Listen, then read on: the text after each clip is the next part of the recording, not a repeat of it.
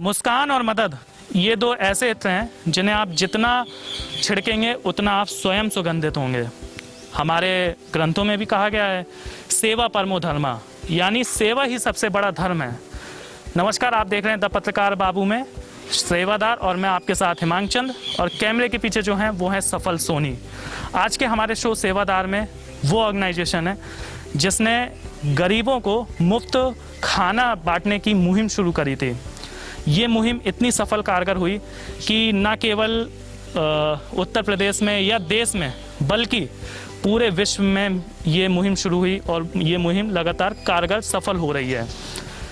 Covid की दूसरी लहर से भारत ग्रसित है, ऑक्सीजन की किल्लत है, ऑक्सीजन की कमी पूरी नहीं हो पा रही है।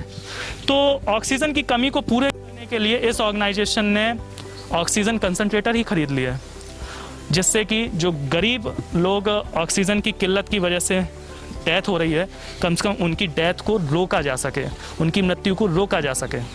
हम बात कर रहे हैं रोटी बैंक ऑर्गेनाइजेशन की। ये वही ऑर्गेनाइजेशन है जिसने सबसे पहले गरीबों को मुफ्त में खाना बांटने की मुहिम शुरू करी।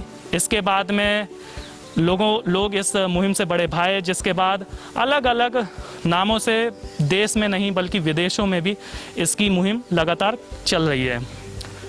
अब हमारे साथ आज उसी ऑर्गेनाइजेशन के कुछ सदस्य हैं, तो उनसे जानते हैं कि ये ऑक्सीजन कंसंट्रेटर जो उन्होंने खरीदे हैं गरीब कोविड पेशेंटों के लिए, तो ये मुहिम क्या है और कैसे उनको लगा कि ऑक्सीजन कंसंट्रेटर गरीब कोविड पेशेंटों तक पहुंचने चाहिए। हम रोटी बैंक के ऑर्गेनाइजेशन के जो संरक्षक हैं मुट्टन चच्चा जी से और जानते हैं इस जो उन्होंने मुहिम शुरू करी है उस मुहिम के बारे में। चच्चा जी, पहले तो आपका बहुत बहुत स्वागत हमारे शो सेवादार में। जी, आप लोगों का भी बहुत बहुत खैर-मक़दम, बहुत बहुत स्वागत। हमारी भारतीय रोटी बैंक बहुत पुरानी ऐसी थी, इसके फाउंडर दयाल तिवारी थे। अचानक उनके एक एक्सीडेंट हुआ, उनकी मृत्यु हो गई। उसके बाद उनकी पत्नी प्रभा तिवारी ने संभाला और हम लोगों को रखा। ये मुहिम लगातार गरीबों को भोजन पहुंचाती रही। हम कुछ 6 जोनों में बांटा है, जो हमारी 50 लड़के उनको खाना पहुंचाते। उसके बाद देखा हमने कोविड-19 पिछले साल की ऑक्सीजन की बहुत ज़रूरत पड़ रही है, तो हमारे पास एक कंसंट्रेटर लिया और विवेक को दिया, तो विवेक ने कई जगह मरीजों को उससे बचाया। उसके बाद आज हमारे पास 6 हैं। हम गरीबों के लिए, हमारे लड़के, हम लोग कभी भी तैयार हैं। कोई भी किसी तरह की ऑक्सीजन की ज़रूरत है, किसी को भी ज़रूरत है, उस चिकित्सक के परामर्श अनुसार हमारा लड़का जाएगा, उनको ऑक्सीजन देगा और उनकी चिकित्सक के अनुसार उनको दवाइयाँ भी निकाल के देगा। इस तरह से हम लोग सेवा के भाव में सब लगे रहते हैं और सेवा करते रहते हैं, क्योंकि मनुष्यता ही हमारा धर्म है। अगर हमने दुनिया में किसी भी एक इंसान को बचा लिया तो सारी इंसानियत को बचा लिया। हम मनुष्य तो ठीक है, पशु पक्षियों से भी प्रेम करते हैं, सबसे प्रेम करना है, क्योंकि प्रेम जितना फैलेगा उतना ही मनुष्यता जागेगी। वो प्रेम जितना सिकुड़ेगा आदमी उतना मृत्यु की तरफ जाएगा। तो प्रेम और सेवा संसार में वो चीज़ें हैं जिसको हम भारत विश्व बंधुत्व का संदेश देता है इन्हीं दोनों के माध्यम से। चचा जी, आपने जैसा अभी बोला कि आपने रोटी बैंक ऑर्गेनाइजेशन की शुरुआत करी, लेकिन रोटी बैंक ऑर्गेनाइजेशन की शुरुआत करी थी तिवारी जी ने, फिर उसके बाद आपने हैंडल किया, गरीबों को आप खाना भिजवा भी रहे हैं लगातार। लेकिन ये जो ऑक्सीजन की मुहिम है, ये कैसे आपको लगा कि ये मुहिम शुरू होनी चाहिए?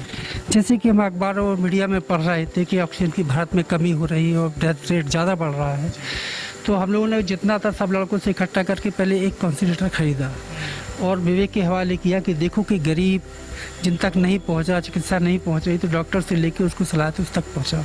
फिर इस बार फिर दूसरा जब लहर आई तो उसमें भी इसकी कमी पड़ रही थी। फिर हम लोगों ने सब लोगों ने इकट्ठा उसको 5 और ख़रीदी और विवेक से कहा और लड़कों से कहा कि कहीं भी किसी भी मोहल्ले में कहीं भी ऐसा पाया जाता है तो उसको रात में आधी रात को भी इसको तुम्हें लगाना है, उसको ऑक्सीजन दी जाती है। और अभी भी किसी को माध्यम से हम अपील करते हैं, महुआ में किसी भी गरीब मिस्कीन यतीम को ऑक्सीजन की कमी पड़ रही है तो हमारे लड़के तैयार है, विवेक को फ़ोन करे और मशीन ले जाए और वो विवेक उसको मेडिसिन भी देगा डॉक्टर के अनुसार और डॉक्टर के परामर्श अनुसार मशीन ऑक्सीजन भी देगा। विवेक जी, जैसा अभी चच्चा जी ने हमें बताया कि आप पूरी देख रेख कर रहे हैं इसकी, आपने पहला ऑक्सीजन कंसंट्रेटर ख़रीदा, फिर उसके बाद लोगों की जान बचाने की कुछ कोशिश करी, फिर 5 और ले लिए। कैसा फील होता है जब पहले कंसंट्रेटर से ही कुछ लोगों की जान बची हैं, तो कैसा फील होता है अब आपको? अंदर से बहुत अच्छा लगता है, क्योंकि अगर हमने एक जान भी बचा ली तो हमें अंदर से फ़ख्र होता है कि हमने दूसरे की जान बचाई। क्योंकि यहाँ मानवता और इंसानियत दिखाने के लिए हम लोगों ने कि मानवता अभी भी ज़िंदा है। जो लोग कहते हैं और धर्मों को बांट देते हैं, जी धर्मों को बांटने वाला काम ना करके एक मदद का काम, जोड़ने वाला। धर्मों को जोड़ने का काम कर रहे हैं हम लोग। मदद के लिए आधी रात को भी खड़े हुए हैं। तो क्या इसमें जब आप किसी गरीब कोविड पेशेंट को ये ऑक्सीजन कंसंट्रेटर प्रोवाइड कराएंगे तो क्या उसका कोई आप सिक्योरिटी चार्ज लेंगे, कुछ किराया लेंगे, इस तरीके का है क्या आपका? नहीं, इसमें कोई सिक्योरिटी चार्ज नहीं है, कोई किराया नहीं है। हम पेशेंट के घर जाएंगे, पेशेंट को ऑक्सीजन लगा कर आएंगे, उसका लेवल भी चेक करने के लिए 2 से 3 बार विजिट करेंगे।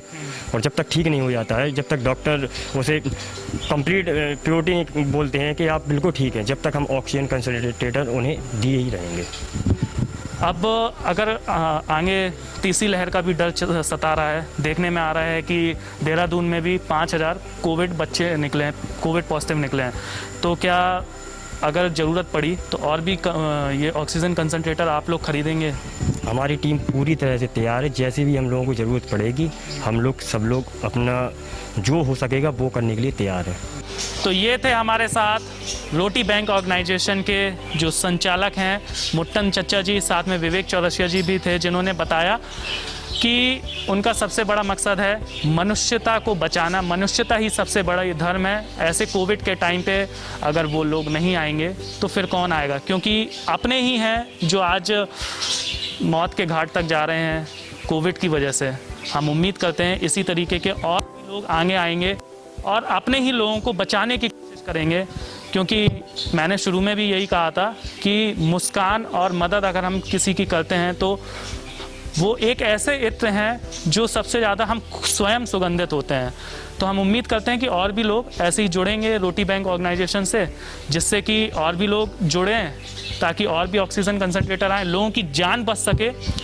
फिलहाल आज के हमारे शो सेवादार में इतना ही। अब हमारी और आपकी मुलाकात फिर होगी जब हम आपको और भी कुछ सेवादारों से रूबरू कराएंगे। तब तक के लिए आप स्वस्थ रहें, सुरक्षित रहें। साथ में आपको एक हिदायत भी देनी है। भारत इस समय कोविड की दूसरी लहर से गुजर रहा है और जल्दी हो सकता है WHO के हिसाब से भारत तीसरी लहर में भी एंटर कर जाए। इसलिए आप घर में रहिए, सुरक्षित रहिए और अति आवश्यकता होने पर ही घर से बाहर निकलिए। जब भी आप घर से बाहर निकलें तो मास्क जरूर लगाएं, सैनिटाइज़र का इस्तेमाल करें, साथ ही सोशल डिस्टेंसिंग को फॉलो करें। और अगर आपका समय आ गया हो तो वैक्सीन जरूर लगवाएं। और अगर आप कोविड रिकवर हो गए हैं तो ब्लड प्लाज्मा को डोनेट करें ताकि दूसरों की ज़िंदगी बच सके, क्योंकि ज़िंदगी बहुत अमूल्य है। धन्यवाद।